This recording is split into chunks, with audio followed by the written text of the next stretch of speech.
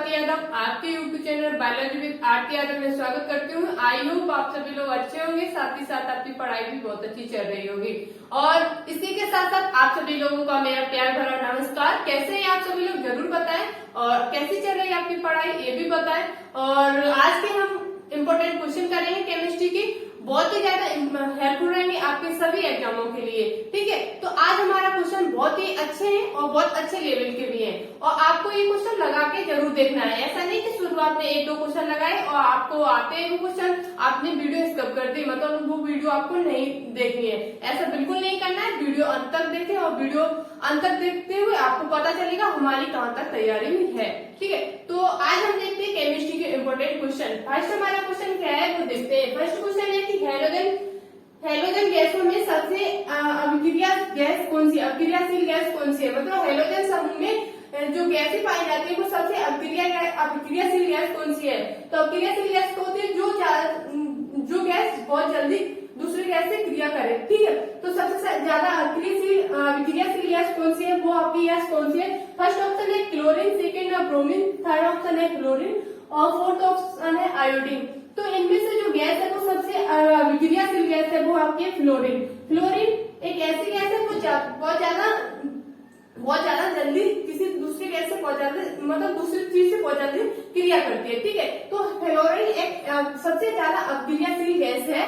Halogen समूह में जो गैसें पाई जाती है इन सभी के जो संयोजकता होती है वो एक होती है। कितनी? एक, -1। ठीक है, ये भी जब आपको संयोजकता निकालते हो तो जरूरत पड़ती है हैलोजन गैसों में कि फ्लोरीन की संयोजकता कितनी होती है, तो कितनी होती है? -1 है। ठीक है, आई होप आपको समझ में आ गया होगा। हैलोजन गैसों की वो संयोजकता कितनी होती है? -1 होती है। ठीक है, नेक्स्ट हमारा क्वेश्चन की अग्निशमन यंत्र में किसका उपयोग किया जाता है। मतलब की जब आग लग जाती है तो उस समय किस गैस का उपयोग किया जाता है आग को बुझाने में। ठीक है, तो नंबर 1 ऑप्शन है NO2, O2 और CO2 और H2।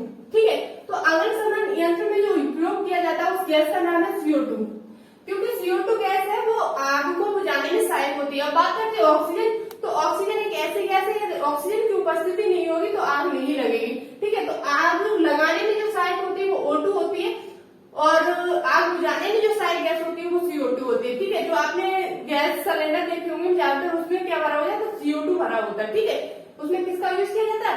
CO2। आपने जहाँ किसी भी जैसे बिल्डिंग में देखा होगा, स्कूलों में देखा होगा, है ठीक है, किसी भी ऑफिस में देखा होगा, आपने लाल सिलेंडर देखे, उन सभी में CO2 गैस का भरी होती है। ठीक है, और आपने वहां पे देखा होगा जो जहाँ पे आप पेट्रोल भराते हैं पंप पे, वहां पर जो बाल्टी लटकी होती है वो उसमें क्या होता है? मिट्टी होता है। ठीक है, सोडा होता है। ठीक है, और जो वो भी एक अग्निशमन यंत्र भी है, मतलब आगे बुझाने में एक सहायक है। डीजल या पेट्रोल से जो आग लगती है उसमें जो बाल्टी लटकी होती है उसमें सोडा होता है। ठीक है, तो जो अग्निशमन यंत्र होता है, जो सिलेंडर होते हैं, उनमें जो यूज की जाती है वो CO2 होती है। ठीक है, आई होप आपको समझ में आ गया। नेक्स्ट हमारा क्वेश्चन है कि सौर ऊर्जा के रूपांतरण के लिए निम्न में से कौन सा तत्व आवश्यकता होती है। मतलब सौर ऊर्जा की सूर्य से जो ऊर्जा आती है उसको बदलने के लिए किस तत्व की आवश्यकता होती है। वह सूर्य की ऊर्जा को मतलब जो ट्रांसफर करता है, सूर्य की ऊर्जा डायरेक्ट हम यूज तो नहीं कर सकते, सूर्य ऊर्जा को हम विद्युत ऊर्जा में जब कन्वर्ट करते हैं तो किस धातु का यूज किया जाता है, किस तत्व का यूज किया जाता है। फर्स्ट ऑप्शन है कार्बन, सेकेंड है सिलिकॉन, थर्ड है बेरिलियम, फोर्थ है एल्यूमिनियम। ठीक है, तो इनमें से कौन सा ऐसा तत्व है जो सूर्य की ऊर्जा को विद्युत ऊर्जा में कन्वर्ट करता है, वो आपका है सिलिकॉन। और एक ये भी क्वेश्चन पूछा जाता है कि जो सूर्य की प्लेट होती है उसमें किसका यूज किया जाता है, वो सिलिकॉन का ही यूज किया जाता है। किसका किया जाता है? सिलिकॉन का यूज किया जाता है। सूर्य प्लेट में जो यूज किया जाता है सिलिकॉन का। तो सूर्य प्लेट ही क्या करते हैं? सूर्य ऊर्जा को विद्युत ऊर्जा में परिवर्तित करते हैं। ठीक, आई होप आपको समझ में आ गया होगा। नेक्स्ट हमारा क्वेश्चन है कि निम्न में से कौन सा एक तत्व नहीं है। आवर्त में निम्न में से एक कौन सा तत्व है जो नहीं है। फर्स्ट ऑप्शन है धातु, सेकेंड है अधातु और थर्ड है गैस, फोर्थ है उपधातु है। तो ऐसा कौन सा तत्व है जो आवर्त सारणी में नहीं पाया जाता है। तो आवर्त सारणी में आपने सुना होगा, धातुएं सुनी होंगी, अधातु सुनी होंगी, उपधातु सुनी होंगी, लेकिन गैस नाम का कोई भी तत्व नहीं होता है। ठीक है, गैस नाम का कोई भी तत्व नहीं होता है। आवर्त सारणी में आपको धातु मिलेगी, उपधातु मिलेगी, अधातु मिलेगी और उपधातु मिलेगी, लेकिन गैस नाम से कोई भी, गैसों को अधातु कहते हैं। आवर्त सारणी में गैसों को क्या कहते हैं? अधातु कहते हैं, ठीक है। तो इसका राइट आंसर होगा वो गैसें होगी, ठीक है। अब बात करते हैं कि आवर्त सारणी में जो आपके गैसें कहाँ पे होती है वो देखते हैं, मतलब अधातु, वहां पे गैस नाम का कोई चीज नहीं होती, अधातु से बोलते हैं, ठीक है। तो आवर्त सारणी में आपने फर्स्ट ब्लॉक S1 और S2 क्षारीय मृदा धातु, क्षारीय धातु, ये सभी क्या होते हैं, धातु होती है। डी ब्लॉक के भी सभी तत्व क्या होते हैं, धातु होती है, संक्रमण धातु कहते हैं। और पी ब्लॉक के जितने होते हैं उनमें क्या होता है, पी ब्लॉक के जितने आवर्त सारणी में होते हैं वो कुछ धातु होते हैं, कुछ उपधातु होते हैं और कुछ गैसें होती हैं, ठीक है। क्या होते हैं, कुछ धातु होती, किसी दिन आपको आवर्त सारणी बहुत अच्छे से समझाएंगे। कुछ उसमें एस ब्लॉक के जितने भी तत्व होते हैं सभी धातु होती, डी ब्लॉक के भी क्या होते हैं, धातु होते, पी ब्लॉक के कुछ धातु होते, कुछ गैसें होती और कुछ उपधातु होती, मतलब पी ब्लॉक में ही उपधातु पाई जाती है। आपको पूछा जाएगा उपधातु किसमें पाई जाती है, तो उपधातु किसमें पाई जाती है, पी ब्लॉक में। और अकेली गैस किसमें होती है, तो पी ब्लॉक में, ठीक है। और एफ ब्लॉक होता है वो अंतर सर्ववर्णी धातु होती है, वे भी एक धातु है, ठीक है। तो जितनी भी अधातु है वो कहाँ पाई जाती, अधातु उपधातु वो कहाँ पाई जाती, पी ब्लॉक में, ठीक है। नेक्स्ट हमारा क्वेश्चन नेक्स्ट लाइन आपको मिलेगा, ठीक है। तो नेक्स्ट लाइन हम देखते हैं इंपोर्टेंट क्वेश्चन। अब हम देखते हैं नेक्स्ट हमारा क्वेश्चन क्या है। नेक्स्ट हमारा क्वेश्चन है कि किसका उपयोग स्याही के दाग हटाने में किया जाता है। इनमें से किसका उपयोग है वो स्याही के दाग हटाने में किया जाता है। फर्स्ट ऑप्शन हमारा ऑक्जेलिक अम्ल, फर्स्ट ऑप्शन है ऑक्जेलिक, सेकंड है एसिटिक अम्ल, थर्ड है कार्बनिक अम्ल, फोर्थ है फॉर्मिक अम्ल। इनमें से किस अम्ल का यूज है वो स्याही के दाग को हटाने में किया जाता है। तो इसका राइट जो आंसर होगा वो होगा ऑक्जेलिक अम्ल। ऑक्जेलिक अम्ल का उपयोग किसका स्याही के दाग को हटाने में किया जाता है। ऑक्जेलिक अम्ल की बात करते हैं तो इससे बहुत सारे क्वेश्चन बनते हैं। ऑक्जेलिक अम्ल का जो ऑक्जेलिक अम्ल है कार्बनिक का जो आपसे ये भी पूछा जाता है कि पेट की जो पथरी होती है वो किसके द्वारा होती है, तो वो भी ऑक्जेलिक अम्ल का ही एक कारण होता है। क्योंकि जो टमाटर होते हैं, आपसे ज्यादातर डॉक्टर जब किसी की पथरी हो जाती है तो बोलते हैं कि आपको टमाटर नहीं खाने हैं, तो टमाटर खाने का यही कारण है कि उसमें ऑक्जेलिक अम्ल पाया जाता है। ऑक्जेलिक अम्ल है पेट की पथरी को बढ़ाने में सहायक होता है। इस कारण पेट की पथरी में बहुत ज्यादा ये अम्ल उसको बढ़ाने में सहायता करता है। इस कारण डॉक्टर इसे मना कर देते कि ऑक्जेलिक अम्ल जैसे टमाटर आपको नहीं खाने हैं, ठीक है। तो आपको ये भी बताना है कि पेट की पथरी में जो पाया जाता है वो किससे बना, मतलब उसमें क्या होता है, किस यौगिक से बना होता है, ठीक है। आपको कमेंट करके जरूर बताइए कि पेट की पथरी है वो किससे मिलकर बनी होती है, ठीक है। नेक्स्ट हमारा क्वेश्चन है कि फ्लैश लाइट के बल्ब का उपयोग, फ्लैश लाइट के बल्ब में का फिलामेंट है वो किस धातु से बना होता है। फ्लैश लाइट जो है उसका जो फिलामेंट होता है वो किसका बना होता है। फर्स्ट ऑप्शन है इसका टंगस्टन, सेकेंड है मैग्नीशियम, थर्ड है क्रिप्टॉन और फोर्थ है एल्यूमिनियम। इनमें से किस धातु का उपयोग फ्लैश लाइट के बल्ब में बनाने में किया जाता है।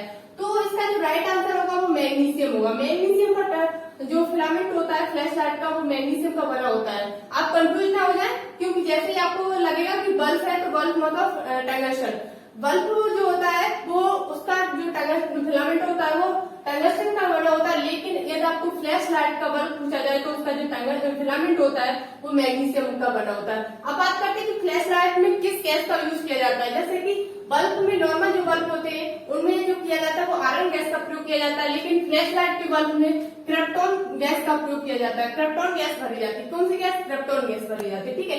यहाँ से आपके एक दो क्वेश्चन बने, ठीक है, बहुत ही इंपोर्टेंट है और पूछे भी जाते हैं। नेक्स्ट हमारा क्वेश्चन है कि किस धातु की परत का प्रयोग खाद्य पदार्थों की सजावट में किया जाता है। आप सभी लोगों ने दुकान में गए होंगे और आपने कोई भी मिठाई खरीदी होगी तो उसपे चिलकना से लगे होते हैं, वो किस धातु के बने होते हैं वो देखते हैं। फर्स्ट ऑप्शन है मैग्नीशियम, सेकेंड है एल्यूमिनियम, थर्ड है सोडियम और फोर्थ है इनमें से कोई नहीं। तो जो खाद्य पदार्थों की सजावट के लिए जो पदार्थ लगे होते हैं वो किस धातु का होता है, वो एल्यूमिनियम की परत चढ़ी होती है। किसकी, एल्यूमिनियम की परत चढ़ी होती है, ठीक है। आपने एल्यूमिनियम की परत भी देखी होगी। आप जब कहीं बाहर जाते हैं तो आप रोटी को लपेट के ले जाते हैं, उसी में वो एल्यूमिनियम की ही परत होती है, ठीक है, जो पन्नी की तरह होती है।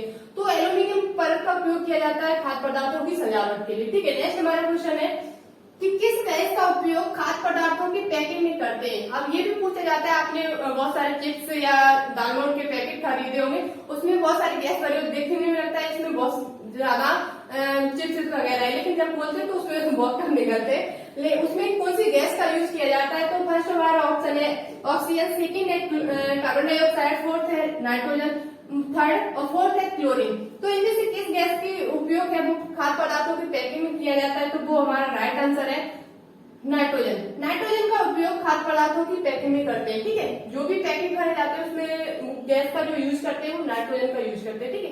आई होप आपको समझ में आ गया हो, बहुत ही ज्यादा क्वेश्चन इंपॉर्टेंट है। नेक्स्ट हमारा क्वेश्चन है कि किन पेड़ों का उपयोग कैंसर में किया जाता है, इनमें से किस पेड़ों का उपयोग है वो कैंसर के इलाज में किया जाता है। फर्स्ट ऑप्शन है अल्फा केड़े, बीटा केड़े, गामा केड़े या सभी का। तो इनमें से जो राइट आंसर होगा वो हमारा गामा केड़ा है। गामा किरणों का उपयोग है वो कैंसर के इलाज में किया जाता है। और बात करते हैं कि गामा किरणों और अल्फा और बीटा किरणों की खोज किसने की थी, तो इन तीनों किरणों की खोज रदरफोर्ड ने की थी। किसने की थी? रदरफोर्ड ने। इन तीनों किरणों की खोज किसने की थी? रदरफोर्ड ने, ठीक है। और कैंसर के इलाज में रेडॉन का भी प्रयोग किया जाता है। किसका? रेडॉन का भी प्रयोग किया जाता है। गैस की बात करें तो रेडॉन गैस का प्रयोग किया जाता है कैंसर के इलाज में, और रेडियो जब थेरेपी होती है वो रेडॉन गैस की यूज किया जाता है। और कीड़ों की बात करते हैं तो गामा कीड़ों का यूज किया जाता है कैंसर की थेरेपी और कैंसर के इलाज में, ठीक है। आप देखते हैं हमारे नेक्स्ट लाइन में नेक्स्ट क्वेश्चन बहुत ही इंपॉर्टेंट हो गए, ठीक है। अब हम बात करते हैं नेक्स्ट हमारा क्वेश्चन क्या है कि निम्न में कौन सी धातु पारा के साथ तीव्र अमलगम बनाएगी। इनमें से कौन सी धातु है जो पारा के साथ तीव्र अमलगम बनाएगी।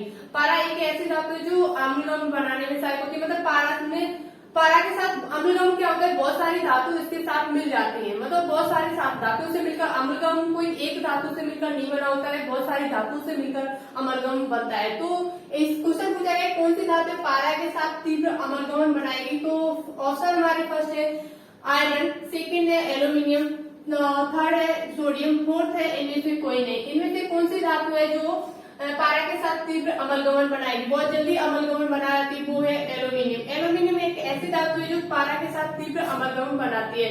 अब बात करते हैं कि अमलगम को किस धातु के साथ रखा जाएगा, तो ऐसी धातु होनी चाहिए जो उससे क्रिया नहीं करे। अधिकांश धातु होती है वो पारा के साथ अमलगमन बना लेती है, लेकिन एक ऐसी धातु भी है जो पारा को के साथ अमलगमन नहीं बनाती, वो धातु है आपकी आयरन। आयरन धातु एक ऐसी है जो पारा के साथ अमलगमन नहीं बनाती। इस कारण अमलगम जब क्वेश्चन पूछा जाए कि एक पारा के अमलगमन को किस धातु में रखा जाता है, तो आयरन में रखा जाता है। किसमें रखा जाता है? आयरन में।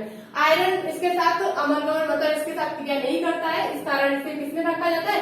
पारा के अमलगमन को किसमें रखा जाता है? आयरन में रखा जाता है। वेरी इंपोर्टेंट क्वेश्चन है। और ये क्वेश्चन पूछा जाता है कि जब वो हवाई जहाज में यात्रा करते हैं तो पारा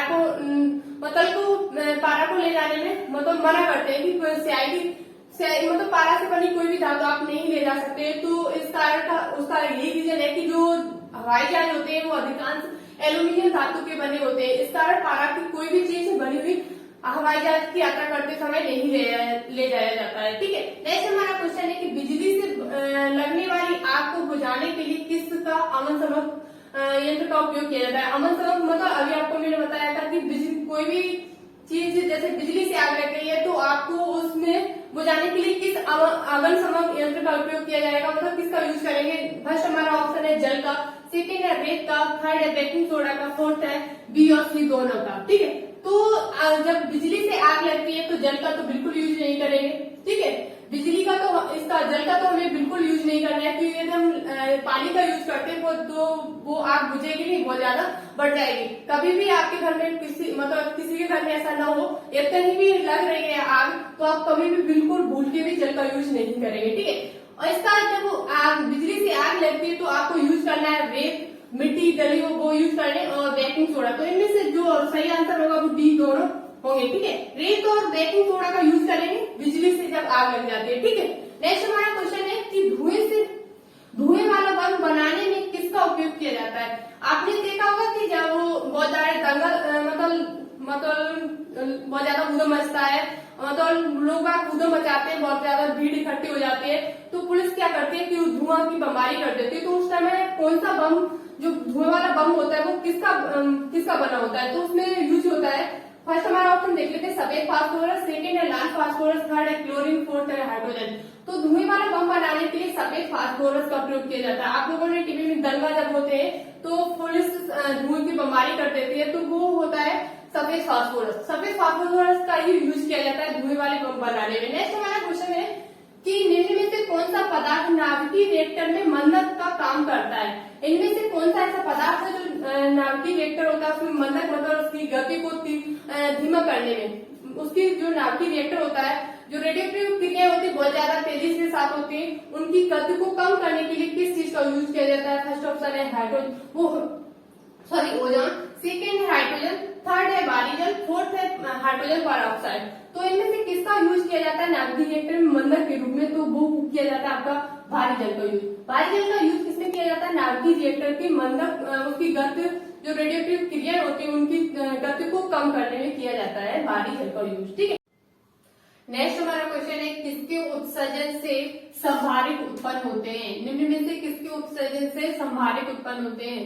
तो फर्स्ट ऑप्शन है कि अल्फा किरणें, दूसरा है बीटा किरणें, थर्ड ऑप्शन हमारा गामा किरणें, फोर्थ ऑप्शन है एक्स किरणें। इनमें से किस किरणों के उत्सर्जन से संभारिक उत्पन्न होंगे। संभारिक क्या होते हैं, जिनके परमाणु क्रमांक आसमान होते हैं, परमाणु भार समान होते हैं। ठीक है, तो इसका जो राइट आंसर होगा वो बीटा किरणें होंगी। बीटा किरणों के उत्सर्जन से संभारिक उत्पन्न होते हैं। क्यों होते हैं, क्योंकि बीटा किरण में क्या होता है, बीटा किरण एक ऋणात्मक आवेश होता है बीटा किरणों में। तो बीटा किरण कैसे होती है, ऋणात्मक होती है, तो इसमें माइनस वी परमाणु क्रमांक एक बीटा कण उत्सर्जित होता है, तो परमाणु क्रमांक में एक ही कमी हो जाती है, परमाणु भार समान रहता है। इस कारण संभारिक जो उत्पन्न होते हैं वो बीटा किरणों के उत्सर्जन से होते हैं। ये बीटा किरणें उत्सर्जन हो रही है तो संभारिक उत्पन्न होंगे। क्यों होंगे, क्योंकि इसके बीटा किरण जब उत्सर्जित होता है तो उसमें क्या होता है कि परमाणु क्रमांक में एक ही कमी हो जाती है और परमाणु भार समान रहता है इस कारण। ठीक है, नेक्स्ट हमारा क्वेश्चन है क्या वो देखते हैं। नेक्स्ट हमारा क्वेश्चन है कि मोनोजाइट बालू में निम्न में से कौन सा खनिज पाया जाता है। मोनोजाइट बालू में कौन सा खनिज होता है। फर्स्ट ऑप्शन है कि पोटेशियम, सेकेंड है यूरेनियम, थर्ड है थोरियम, फोर्थ है सोडियम। इनमें से कौन सा मोनोजाइट बालू से खनिज उत्पन्न होगा वो आपको प्राप्त होता है, वो होता है थोरियम। मोनोजाइट बालू से थोरियम की प्राप्ति होती है। किसकी, थोरियम की। मोनोजाइट के जो बालू होती है वो उड़ीसा में बहुत ज्यादा पाई जाती है। ठीक है, उड़ीसा के तटों पर मोनोजाइट बालू बहुत ज्यादा पाई जाती है। नेक्स्ट हमारा क्वेश्चन है कि जर्मन सिल्वर निम्न में से कौन नहीं होता है। जर्मन सिल्वर में इनमें से कौन सा तत्व नहीं होता है। तो फर्स्ट ऑप्शन है कॉपर, सेकेंड है निकेल, थर्ड है सिल्वर, फोर्थ है जिंक। इनमें से कौन सा तत्व है जो जर्मन सिल्वर में नहीं पाया जाता है। तो इसका जो राइट आंसर होगा वो सिल्वर होगा। ये कभी भी इसमें सिल्वर लिखा है, ये कभी भी ना भूल मतलब गलती कर दे कि इसमें जर्मन सिल्वर लिखा है तो इसमें सिल्वर पाया जाएगा। इसमें सिल्वर नहीं है। ठीक है, इसमें क्या नहीं है, सिल्वर नहीं है। बहुत ज्यादा है, आपको याद रखना है। ठीक है, कॉपर और निकिल और जिंक से मिलकर बना होता है जर्मन सिल्वर, लेकिन इसमें सिल्वर का यूज नहीं किया जाता। ये एक मिस धातु है। थर्ड ऑप्शन है वो थर्ड क्वेश्चन हमारा है जो 17 नंबर क्वेश्चन हमारा क्वेश्चन है कि उर्वरकों के निर्माण में कौन सा तत्व प्रयोग लाया जाता है। निम्न में से कौन सा तत्व है जो उर्वरकों के निर्माण में किया जाता है, उर्वरकों में प्रयोग किया जाता है तत्व। ठीक है, तो फर्स्ट ऑप्शन है कि लेड, पीवी, सेकेंड है एल्यूमिनियम, थर्ड है पोटेशियम और फोर्थ है सोडियम। इनमें से कौन सा उर्वरकों के निर्माण में कौन सा तत्व यूज किया जाता है। तो वो हमारा राइट आंसर इसका जो होगा वो होगा हमारा पोटेशियम। पोटेशियम का यूज है वो उर्वरकों के निर्माण में किया जाता है। नेक्स्ट हमारा क्वेश्चन है कि कौन सा तत्व रेडियोएक्टिव तत्व नहीं है। निम्न में से कौन सा ऐसा तत्व है जो रेडियोएक्टिव तत्व नहीं है। फर्स्ट ऑप्शन है यूरेनियम, नहीं है। मतलब हमें ऐसा तत्व देखना है इसमें जो रेडियोएक्टिव तत्व नहीं है। फर्स्ट ऑप्शन है यूरेनियम, सेकेंड है थोरियम, फोर्थ है फ्रांसीसियम और फोर्थ है जर्कोनियम और थर्ड हमारा फ्रांसियम। ठीक है, इनमें से कौन सा ऐसा तत्व है जो रेडियोएक्टिव तत्व नहीं है। तो इसका जो राइट आंसर होगा वो जर्कोनियम होगा। जर्कोनियम 40 होता है। ठीक है, अब रेडियोएक्टिव तत्व की बात करते हैं तो जिनका परमाणु क्रमांक 82 से अधिक होता है। लेड, पीवी, देखिए जितने भी रेडियोएक्टिव तत्व होते हैं वो तब तक विखंडित होते रहते हैं जब तक कि वो सीसा में परिवर्तित नहीं हो जाते। जैसे कि यूरेनियम 92 है, यूरेनियम तब तक विखंडित होता रहेगा जब तक कि वह लेड, पीवी में परिवर्तित नहीं हो जाएगा।